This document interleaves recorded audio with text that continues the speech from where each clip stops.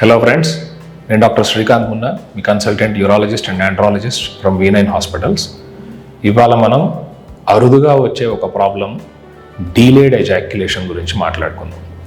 రొటీన్గా చాలామంది ఎజాక్యులేటరీ డిజార్డర్స్లో ఉండేది ప్రిమెచ్యూర్ ఎజాక్యులేషన్, అంటే శీఘ్రస్ఖలనం, వీర్యం తొందరగా పడిపోవటం.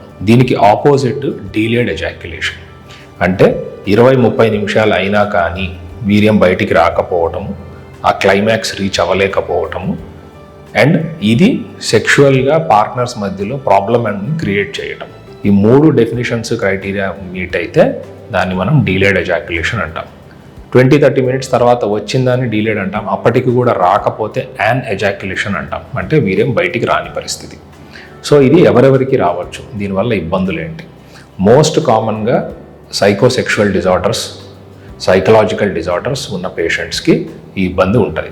అంటే పార్ట్నర్కి మధ్యలో మిస్కమ్యూనికేషన్ కానివ్వండి, హై ఎక్స్పెక్టేషన్స్ వల్ల పర్ఫార్మెన్స్ యాంగ్జైటీ కానివ్వండి, and miss match between sexual life in reality and in virtuality. అంటే పాన్ సైట్స్ చూడటం వల్ల మనకుండే ఎక్స్పెక్టేషన్స్ వాటిని రియల్ లైఫ్లో అప్లై చేయాలనే తపనతోటి సైకోసెక్షువల్ డిజార్డర్స్ ఉన్న పేషెంట్స్, అంటే కొన్ని రసాయనాలు బ్రెయిన్లో రిలీజ్ అవ్వాల్సినవి, ఎజాక్యులేషన్ టైంకి జరగాల్సినవి జరగకపోవటం వల్ల ఈ ప్రాబ్లం వస్తుంది. ఇవి బిహేవియరల్ ప్రాబ్లమ్స్.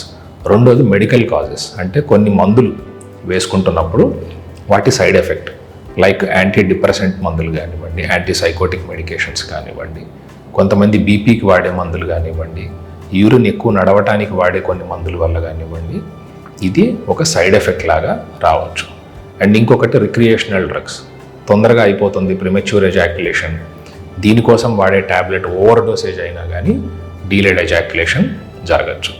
సో ఇవి మెడికల్ కాజెస్. ఇవి కాకుండా కొన్ని surgical causes or genetical causes ఉంటాయి, అంటే పుట్టుకతో వచ్చే ప్రాబ్లమ్స్. ఏమిటి? వీర్యం తీసుకొచ్చే పైపుల్లో ఏదన్నా బ్లాక్ ఉండటం కానివ్వండి, వీర్యం పైపులు వచ్చి మూత్రం దారిలో ఎక్కడైతే జాయిన్ అవుతాయో అక్కడ చిన్న చిన్న సిస్టులు ఉంటాయి. గర్భంలో ఉన్నప్పుడు బిడ్డ మగ ఆడ అనే నిర్ధారణ కాకముందు 2 జననేంద్రియాలు ఉంటాయి. ఆ తర్వాత X క్రోమోజోమా, Y క్రోమోజోమా అనే డిఫరెన్సియేషన్ స్టార్ట్ అవుతున్నప్పుడు 4వ వారం తర్వాత 5వ వారం నుంచి డిఫరెన్సియేషన్ స్టార్ట్ అవుతుంది, గొనాడ్స్ స్టార్ట్ అవుతాయి. సో అప్పుడు మగబిడ్డలో లేడీస్కి సంబంధించిన జననేంద్రియాలు ఏవైతే ఆల్రెడీ ఫామ్ అయ్యి ఎర్లీ బడ్డింగ్ స్టేజ్లో ఉన్నాయో అవన్నీ రిగ్రెస్ అవుతాయి.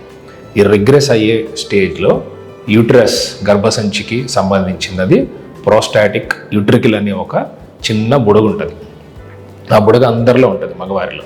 ఆ బుడగ మీదకే ఈ వీర్యం పైపులు ఓపెన్ అవుతాయి. లేడీస్లో ఎట్లాగైతే ఎగ్ తీసుకొచ్చే ట్యూబ్స్ ఉంటాయో, ట్యూబ్ లాక్ అని చెప్తా ఉంటాం కదా, ఆ ట్యూబ్స్ వచ్చి గర్భసంచిలో ఓపెన్ అవుతాయో సేమ్ అట్లాగే మగవారిలో కూడా టెస్టిస్ నుంచి వచ్చే వీర్యం పైపులు ఆ యూట్రస్ అనే ఆర్గాన్కి సంబంధించిన మగవారిలో ఉండే రిగ్రెస్డ్ ఆర్గాన్ ఏంటంటే ప్రోస్టాటిక్ యూట్రికిల్, ఒక చిన్న బుడగలా ఉంటుంది, దాంట్లోకి ఓపెన్ అవుతాయి. ఆ ఓపెన్ అయ్యింది మూత్రం దారిలోకి ఉంటుంది. సో ఇక్కడ అది కంప్లీట్గా రిగ్రెస్ అవ్వకుండా, లేదా రిగ్రెస్ అయ్యేటప్పుడు ఒక పొర దాని చుట్టూ ఫామ్ అయ్యి నీరు పేరుకుంటే దాన్ని ప్రోస్టాటిక్ యూట్రికిల్ సిస్ట్ అంటాం. సో ఈ సిస్ట్ అనేది ఈ పైపులు రెండింటికి అడ్డం పడుతున్నప్పుడు వీర్యం బయటికి వచ్చే అవకాశం ఉండదు. సో ఇది 2 రకాలుగా ఉంటుంది. వీర్యం బయటికి రావట్లేదు, ఇందులో 2 ప్రాబ్లమ్స్. ఒకటి, వీర్యం ఉత్పత్తి అయ్యి మూత్రం దారి దాకా వస్తోంది, రావట్లేదు. ఓకే, సో వస్తోంది, వచ్చి బయటికి రావట్లేదు అంటే ఎజాక్యులేటరీ ఎమిషన్ ఫెయిల్యూర్ అంటాం దీన్ని. అసలు రావట్లేదు అంటే బ్లాక్ ఉండి ఉండొచ్చు. సో అక్కడ దాకా వచ్చింది ఎందుకు రావట్లేదు బయటికి అంటే ఈ యూట్రికల్ సిస్ట్ కానివ్వండి, ప్రోస్టేట్లో ప్రాబ్లం వల్ల కానివ్వండి, లేదా బ్లాడర్ నెక్ ప్రాబ్లం, అంటే మూత్రం సంచికి మూత్రం పైప్కి ఏదైతే జంక్షన్ ఉంటుందో అది మామూలుగా ఏమవ్వాలి. ఎజాక్యులేషన్ అనేది it's a complex neurological phenomena. చాలా 3-4 నర్వ్ సెంటర్స్ బ్రెయిన్ నుంచి, స్పైనల్ కార్డ్ నుంచి, లోకల్ ఏరియాస్ నుంచి కోఆర్డినేటెడ్గా సింక్ చేసి పనిచేస్తేనే జరుగుతుంది. ఈ ఏరియాస్లో ఎక్కడైనా డ్యామేజ్ జరిగితే ఎక్కడెక్కడ డ్యామేజ్ ఉంది అనే దాన్ని బట్టి సైన్స్ వస్తాయి. మనకు పుట్టుకతో ఈ బ్లాడర్ నెక్కి రౌండ్గా ఉంటుంది, మూత్రం సంచి డోర్ అనుకోండి, ఆ డోర్ నుంచి పైప్ వస్తుంది, మూత్రం బయటకు వచ్చే పైపు. ఆ డోర్ క్లోజ్ అవ్వాలి. క్లోజ్ అయినప్పుడు ఏమవుతుంది, ఆ పైప్లోకి ఓపెన్ అయ్యే వీర్యము బయటికి వెళ్ళిపోతుంది. ఇది క్లోజ్ అవ్వకుండా ఓపెన్ ఉంటే ఏమవుతుంది, ఆ పైప్లోకి వచ్చిన వీర్యము వెనక్కి వెళ్ళే ఛాన్స్ ఉంటుంది. దీన్ని రిట్రోగ్రేడ్ ఎజాక్యులేషన్ అంటాం. ఆర్ ప్రోస్టేట్ సర్జరీ జరిగినప్పుడు ఈ డోర్ని మనం కావాలని డ్యామేజ్ చేస్తాం, చెక్కుతాం దాన్ని యూరిన్ ఫ్రీగా రావడానికి. అట్లాంటప్పుడు కూడా న్యూరలాజికల్ డిజార్డర్స్ వల్ల వీర్యం వెనక్కి వెళ్ళే ఛాన్స్ ఉంటుంది. ఇది కూడా రిట్రోగ్రేడ్ ఎజాక్యులేషన్ అంటాం. సో యానెజాక్యులేషనా, డీలేడ్ ఎజాక్యులేషనా, రిట్రోగ్రేడ్ ఎజాక్యులేషన్, ఈ మూడిట్లో వీర్యం బయటికి రాని పరిస్థితి ఉంటుంది. సో మనం మాట్లాడుకున్నాం మెడికల్ కాజెస్, పుట్టుకతో వచ్చేవి, సర్జరీల వల్ల వచ్చేది, and psychological disorders. So patient ఏ కేటగిరీకి చెందుతారు, కారణం ఏమిటి అనే దాన్ని బట్టి ట్రీట్మెంట్ ఉంటుంది. సైకలాజికల్ డిజార్డర్స్ ఎక్స్పెక్టేషన్స్ని మనం కౌన్సిలింగ్స్ తోటి మీట్ అవ్వచ్చు. ఇద్దరికి పార్ట్నర్, మేల్ అండ్ ఫీమేల్ పార్ట్నర్స్ని కూర్చోబెట్టి మీ ఎక్స్పెక్టేషన్స్ ఏంటి, తన పర్ఫార్మెన్స్ టైం ఏంటి, మీ ఆర్గాజం క్లైమాక్స్ టైం ఏంటి, ఈ రెండింటిని మ్యాచ్ అయ్యేలాగా మనం ఎట్లా తీసుకురావాలి అని కొన్ని మందుల హెల్ప్ తోటి ట్రీట్మెంట్ సింపుల్గా సాల్వ్ అయిపోతుంది. మెడికల్ కాజెస్ ఏవైతే ఉన్నాయో, మందుల వల్ల ఎక్కడన్నా వస్తుందా, ఆ మందులు ఆపుకుంటే మీ లిస్ట్ తీసుకొని వస్తే ఏమేం మందుల వల్ల ఈ ప్రాబ్లం ఉందనేది కనుక్కొని ఆల్టర్నేటివ్ మెడికేషన్కి షిఫ్ట్ అయినప్పుడు ప్రాబ్లం సాల్వ్ అవుతుంది. సర్జికల్ కాజెస్ నీటి బుడగలు ఏదన్నా ఉన్నాయి, అడ్డం ఉన్నాయి, పైపుల్లో ప్రాబ్లమ్స్ ఉన్నాయి, బ్లాడర్ నెక్ ఓపెన్ ఉంటుంది, ఇట్లాంటివి చిన్న చిన్న ఆపరేషన్లు చేసుకొని కరెక్ట్ చేసుకునే అవకాశం ఉంటుంది. పుట్టుకతో వచ్చిన ప్రాబ్లమ్స్కి కూడా ఈ సిస్ట్లు, ప్రోస్టాటిక్ యూట్రికల్స్, హైపర్ ఏరియాస్లో ఉన్నవి, వీటిని రిగ్రెస్ అవ్వటానికి కొన్ని సర్జరీస్ ద్వారా మనం దీన్ని క్రియేట్ చేసుకోవచ్చు. ఈ వీటన్నిటికీ కలిపి మెయిన్ ప్రాబ్లం ఎక్కడ వస్తుందంటే when you are also trying for pregnancy. పిల్లలు పుట్టేసిన తర్వాత రాకపోయినా సైకలాజికల్ డిస్టర్బెన్స్ తప్పితే ఫిజికల్గా కానివ్వండి, మెంటల్గా కానివ్వండి పెద్ద ఇబ్బంది పడరు. ప్రెగ్నెన్సీ కోసం ట్రై చేస్తున్నప్పుడు ఈ వీర్యం కనుక ముందుకు రాకపోతే, ప్రెగ్నెన్సీ రాకపోతే, ఇది మోస్ట్ ట్రామాటిక్ సిచ్యువేషన్ ఈ ప్రాబ్లంలో. సో ఇట్లాంటి పేషెంట్స్ని చాలా సెన్సిటివ్గా డీల్ చేయాలి. ఫస్ట్ థింగ్ వాళ్ళకి కాన్ఫిడెన్స్ ఇవ్వాలి. అంటే పొటెన్సీకి ప్రెగ్నెన్సీకి సంబంధం లేదు, ప్రెగ్నెన్సీ రాకపోతే పొటెన్సీ లేదు అని భార్య కానివ్వండి, ఫ్యామిలీ తరపున కానివ్వండి క్లెయిమ్ చేసే వాళ్ళకి మనం క్లారిటీ ఇవ్వడం చాలా ఇంపార్టెంట్. అంగం గట్టిపడటం వేరు, వీర్యం బయటికి రావటం వేరు, వీర్యం క్వాలిటీ నార్మల్గా ఉండి ప్రెగ్నెన్సీ రావటం వేరు. సో మామూలుగా ఉండే 2 ప్రాబ్లమ్స్ ఈ వీర్యం బయటికి రాకపోవటం వల్ల 3 ప్రాబ్లమ్స్ లాగా 3 సినారియోస్లో క్రియేట్ అవుతుంది. సో వీళ్ళకి మనం వీర్యం బయటికి రావటానికి హెల్ప్ చేయాలి. సో ఎట్లాగా ఎమిషన్ జరుగుతుంది అంటే వీర్యము బయట దాకా వస్తుంది కానీ వీర్యం పైప్లోకి వస్తుంది, మూత్రం పైప్లోకి, కానీ ఎజాక్యులేట్ కావట్లేదు అనేది generally it is psychological disorder కానివ్వండి, బ్లాడర్ నెక్ డిజార్డర్స్ కానివ్వండి ఉంటాయి. సో వీళ్ళకి వైబ్రేటర్స్ హెల్ప్ అవుతాయి. వైబ్రేటర్స్ పెట్టి ఈ 20-30 మినిట్స్ రీచ్ అయినా కానీ క్లైమాక్స్ రీచ్ అవ్వట్లేదు అంటే it is 100% psychological issue. Psychological అంటే తను కొని తెచ్చుకున్నది అని కాదు, బ్రెయిన్లో జరిగే రసాయనాలు, కెమికల్స్ ప్రాబ్లం వల్ల కూడా అవ్వచ్చు.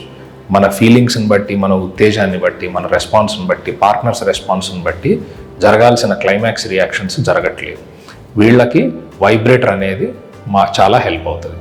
సో వైబ్రేటర్ అనేది పెనిస్కి అప్లై చేసినప్పుడు ఫిజికల్గా ఎరెక్షన్ లేకపోయినా, మెంటల్గా తను క్లైమాక్స్ రీచ్ అవ్వకపోయినా వీర్యం బయటకు వచ్చే ఛాన్స్ ఉంటుంది.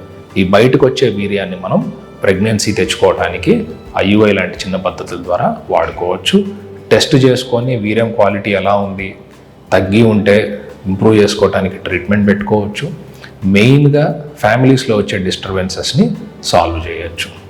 ఓకే, వీర్యం ఒకవేళ ఉత్పత్తి లేదు, ఆ వచ్చిన శాంపుల్లో వీర్య కణాలు లేవు అంటే అది డిఫరెంట్ టాపిక్. వాటిని పెంచడానికి, ప్రెగ్నెన్సీ తీసుకురావడానికి మనం ఏం జాగ్రత్తలు తీసుకోవాలా, టెస్టులు చేసుకోవాలా, ట్రీట్మెంట్లు తీసుకోవాలా అనేది సపరేట్ టాపిక్.